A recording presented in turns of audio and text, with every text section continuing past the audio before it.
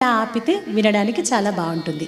శివ పూజ చేయగా చింతేల మనస గౌరీ రమణుడు భక్తవరదుడు వత్సలుడే. మనం సాధారణంగా ఏదైనా పూజ చేయాలంటే మనకి ఎన్నో ఉంటాయన్నమాట. ఆ అలంకరణ, ఏ విధంగా పూజ చేయాలి, ఏ నైవేద్యాలు చేయాలి, ఏ ఏ అష్టోత్తరాలతో పూజించాలి, ఇన్ని ఉంటాయి. కానీ శివుడి పూజకి ఇవన్నీ అక్కర్లేదట. ఆయనకు ఎటువంటి పెద్ద పెద్ద పూజలు, అభిషేకాలు, అలంకారాలు, నైవేద్యాలు ఏమీ అక్కర్లేదు. కేవలం భక్తితో ఓ శివయ్య, పరమేశ్వర, మహేశ్వర అంటూ మనం నమస్కరించుకుంటే చాలట. ఆయన ఎంతో సంతుష్టుడవుతాడు. ఆయన గౌరీ రమణుడు ఎవరు? భక్తవరదుడు.